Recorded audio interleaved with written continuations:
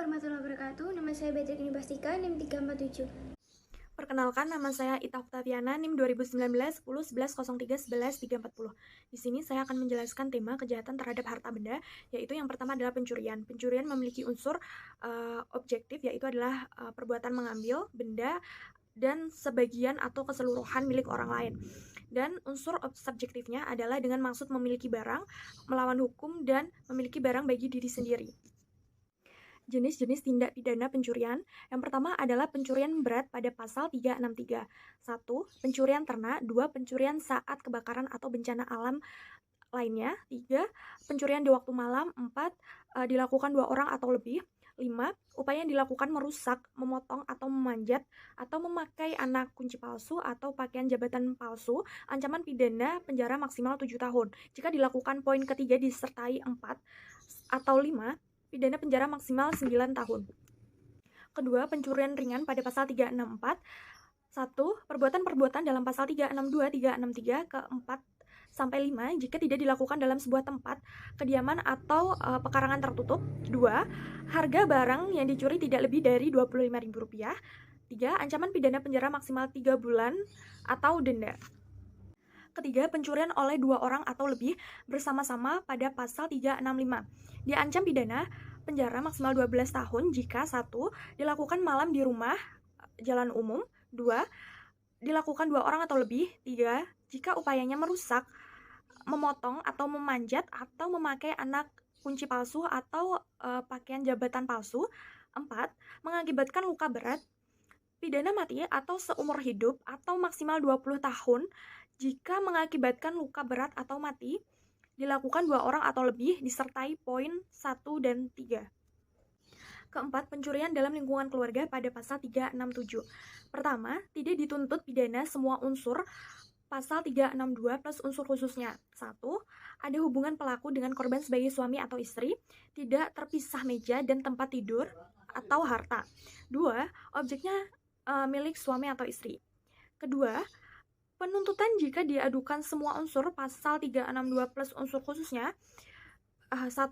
Adalah pelaku atau pembantu ialah suami atau istri, terpisah tempat tidur atau dan hartanya.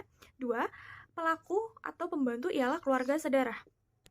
Contoh kasusnya yaitu ada seorang remaja nekat mencuri telepon genggam milik penumpang kapal. Valdi yang berprofesi sebagai pedagang asongan melarikan diri setelah aksinya diketahui oleh warga. Aksi kejar-kejaran pun terjadi. Sejumlah orang mengejar tersangka yang berlari ketakutan. Kepolisian berhasil menyelamatkan Valdi dari amukan massa. Barang curian tersangka ditemukan di bawah kasur salah seorang penumpang kapal. Di hadapan polisi, tersangka mengaku mencuri untuk membayar uang sewa kontrakan. Valdi dijerat pasal 362 KUHP tentang pencurian dengan ancaman hukuman 5 tahun penjara. Jadi, setiap orang di dunia ini pasti tidak ingin hidup dalam kesusahan atau kemiskinan. Setiap orang menginginkan hidup yang sejahtera dan makmur. Namun, realitanya berkata lain. Kemiskinan tetap melanda hingga saat ini, sehingga menimbulkan faktor kejahatan di dalam kehidupan masyarakat tersebut. Hal ini sesuai dengan contoh yang tadi, yaitu adalah seorang remaja yang berprofesi sebagai pedagang asongan melakukan pencurian telepon genggam milik penumpang kapal dikarenakan membayar uang sewa kontrakan. Demi melangsungkan hidup, remaja tersebut rela melakukan tindakan yang tidak terpuji, yaitu dengan mencuri. Sesuai dengan tindakan tersebut, maka remaja ini dijerat pada pasal 362 tentang pencurian dengan ancaman paling lama 5 tahun penjara atau pidana denda paling banyak Rp900. Tindakan tersebut terjadi karena adanya kesempatan bagi si pelaku kejahatan. Maka dari itu kita harus lebih waspada. Selanjutnya adalah tentang penggelapan. Unsur dari penggelapan yaitu unsur objektifnya memiliki barang yang seluruhnya atau sebagian kepunyaan orang lain, dan barang itu ada padanya atau dikuasai bukan karena kejahatan. Unsur subjektifnya yaitu sengaja dan melawan hukum, yaitu diancam pidana penjara maksimal 4 tahun dan denda. 2. Berlaku ketentuan pasal 367 atau penggelapan dalam lingkungan keluarga. Jenis-jenis penggelapan. Yang pertama, penggelapan biasa. Yang dinamakan penggelapan biasa adalah penggelapan yang diatur dalam pasal 372. 2. Penggelapan ringan. Penggelapan ringan adalah penggelapan yang diatur dalam pasal 373 yang di mana yang digelapkan itu bukan hewan dan harganya tidak lebih dari 250. Ketiga, penggelapan dengan pemberatan. Penggelapan dengan pemberatan yakni penggelapan yang dilakukan oleh orang yang memegang barang itu berhubungan dengan pekerjaannya atau jabatannya atau karena ia mendapatkan upah pada pasal 374 KUHP. Keempat, penggelapan dalam kalangan keluarga. Penggelapan dalam lingkungan keluarga yakni penggelapan yang dilakukan oleh orang yang karena terpaksa disuruh menyimpan barang itu atau wali, kurator, pengurus, orang yang menjalankan wasiat atau pengurus balai derma tentang sesuatu barang yang dilakukan dalam tangannya karena jabatan tersebut pada pasal 375 KUHP. Contoh kasusnya yaitu telah terjadi penggelapan uang di bank melalui komputer tentang 2 orang mahasiswa yang membobol uang dari sebuah bank swasta di Jakarta sebanyak 372 juta dengan menggunakan sarana komputer. Perkembangan lebih lanjut dari teknologi komputer adalah berupa komputer network yang kemudian melahirkan suatu ruang komunikasi dan informasi global yang dikenal dengan internet. Pada kasus tersebut, kasus ini modusnya adalah murni kriminal. Kejahatan jenis ini biasanya menggunakan internet hanya sebagai sarana kejahatan.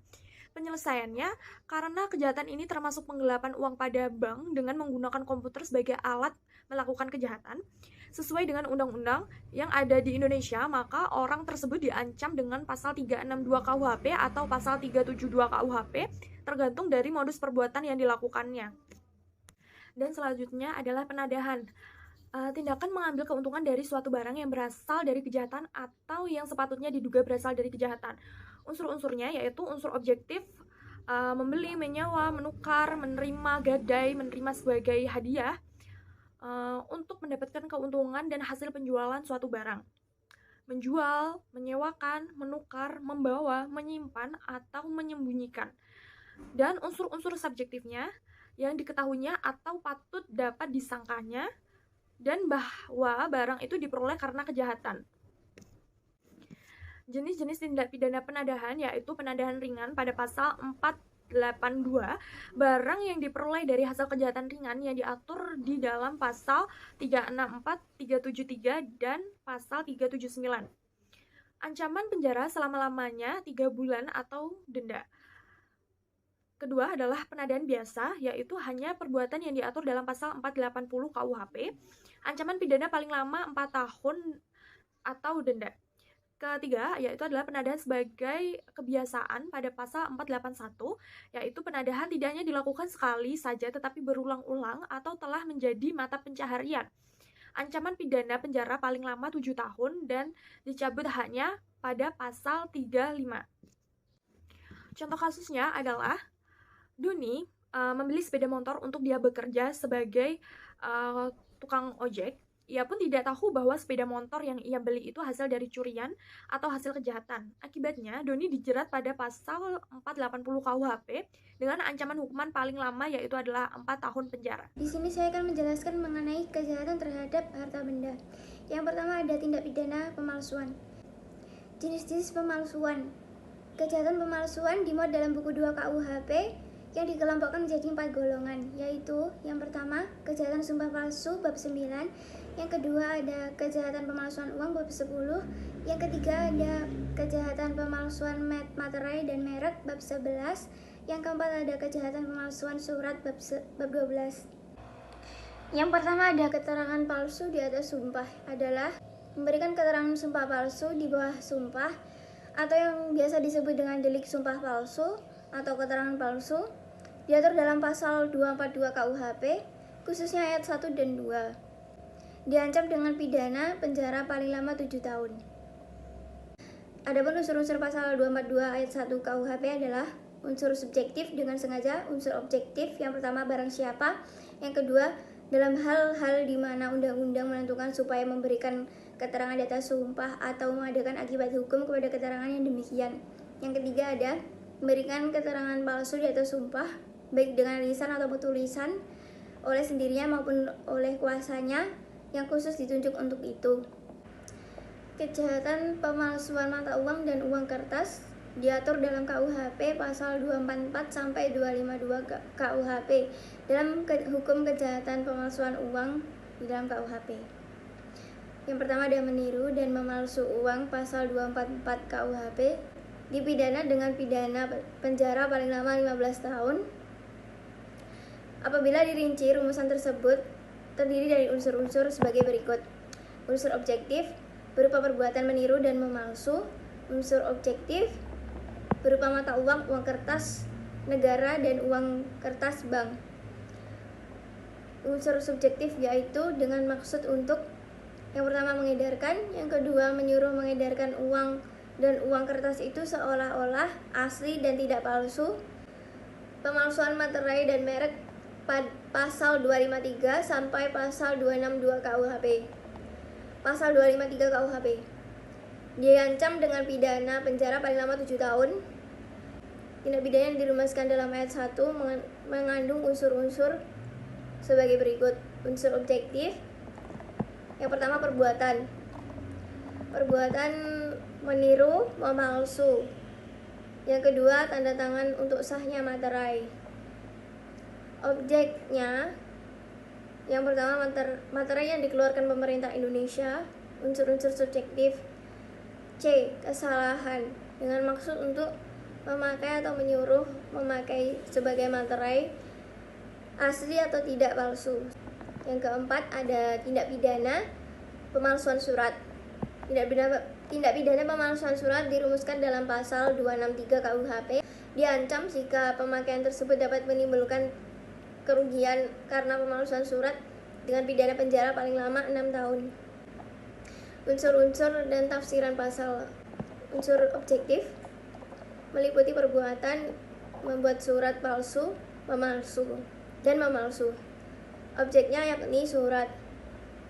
Yang pertama yang dapat menimbulkan hak, yang kedua menimbulkan suatu perikatan, yang ketiga menimbulkan suatu pembahasan hutang, yang keempat yang diperuntukkan sebagai bukti daripada suatu hal dapat menimbulkan akibat kerugian dari pemakaian surat tersebut.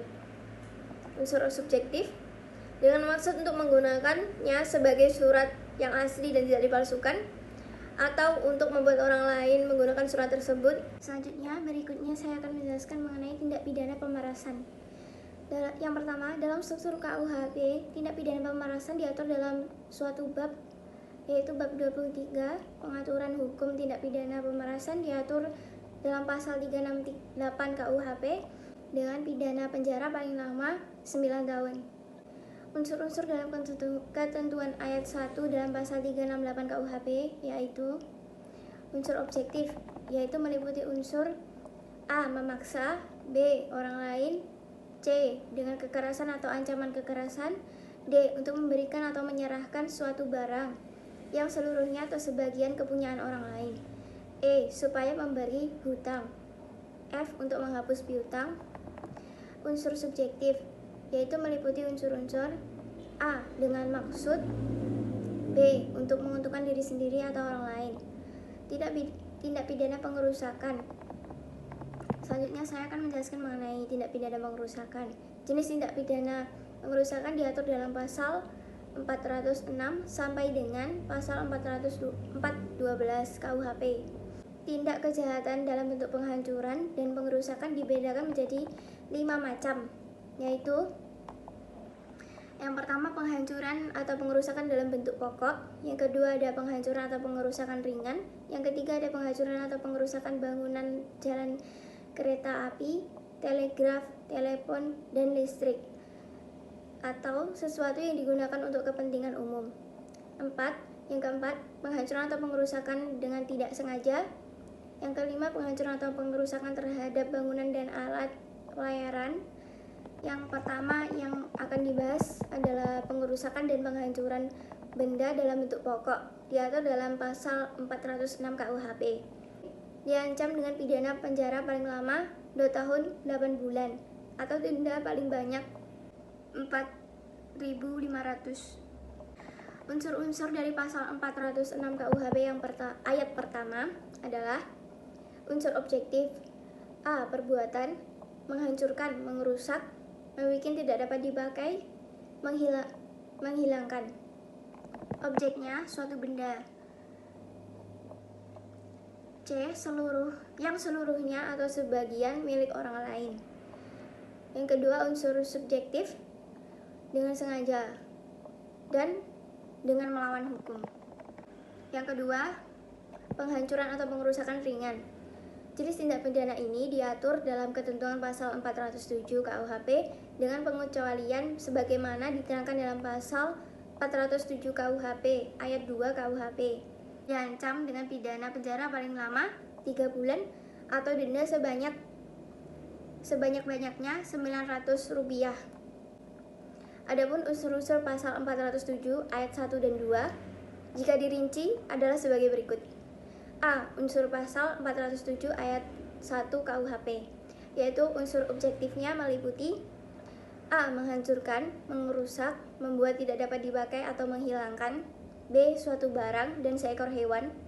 C. Yang seluruhnya atau sebagian milik orang lain. D. Harga kerugian tidak lebih dari Rp250. 2. Unsur subjektif yang meliputi A. Dengan sengaja dan B. Melawan hukum. Yang ketiga adalah penghancuran dan pengerusakan bangunan jalan kereta api, telegram, telepon, atau listrik. Tindak pidana ini diatur dalam ketentuan pasal 408 KUHP. Diancam dengan pidana paling lama 4 tahun. Unsur-unsur yang terdapat dalam pasal 408 KUHP adalah 1. Unsur subjektif, yaitu meliputi A. Menghancurkan, mengerusak, atau membuat tidak dapat dipakai. B. Bangunan jalan kereta api, bangunan jalan tram, bangunan telegram, listrik, atau bangunan telepon. Dan C. Bangunan-bangunan yang dapat digunakan untuk membendung air atau membagi air atau menyalurkan keluar air atau selokan-selokan atau pipa gas dan air yang digunakan untuk kepentingan umum. Yang kedua, unsur subjektif meliputi dengan sengaja. Yang keempat, ada penghancuran dan pengerusakan tidak dengan sengaja. Jenis tindak pidana ini diatur dalam ketentuan pasal 409 KUHP. Diancam dengan kurungan paling lama 1 bulan dan denda sebanyak Rp1.500. Unsur-unsur yang terdapat dalam ketentuan pasal 409 KUHP adalah yang pertama ada unsur objektif, yaitu meliputi A. Menghancurkan, merusak, dan membuat tidak dapat dipakai. B. Bangunan jalan kereta api, bangunan jalan tram, bangunan telegram, listrik, atau bangunan telepon. Dan C. Bangunan-bangunan yang digunakan untuk membendung air, membagi air, menyalurkan keluar air, atau selokan pipa-pipa gas dan air yang dipergunakan untuk kepentingan umum. 2. Unsur subjektif yang meliputi kealpaan atau tidak sengaja. Yang kelima ada penghancuran dan pengerusakan terhadap bangunan dan alat pelayaran. Tindak pidana ini diatur dalam ketentuan pasal 410, diancam dengan pidana paling lama 5 tahun. Adapun unsur-unsur pasal 410 yaitu yang pertama ada unsur objektif, yaitu meliputi A. Menghancurkan atau membuat tidak dapat dipakai. B. Suatu bangunan gedung atau alat pelayar. Dan C. Yang seharusnya atau sebagian milik orang lain. Unsur subjektif yang meliputi dengan sengaja atau dan melawan hukum. Contoh kasus yang menimbulkan kerusakan dokumen yaitu kasus pembuangan 148 kartu Indonesia Sehat yang dilakukan oleh Oknum Kurir Jasa Pengiriman Barang JNE dan hilangnya paket dokumen penting milik konsumen oleh JNE. Tanggung jawab pidana pelanggaran terhadap kewajiban ini di mana diatur dalam pasal 406 ayat 1 KUHP tentang menghancurkan atau merusak barang dapat dikenakan hukuman penjara paling lama 2 tahun lebih 8 bulan atau denda paling banyak Rp4.500. Dan pasal 263 KUHP tentang pemalsuan dokumen dipidana penjara paling lama 6 tahun. Demikian penjelasan dari saya, ada kurang lebihnya mohon dimaafkan. Wassalamualaikum warahmatullahi wabarakatuh.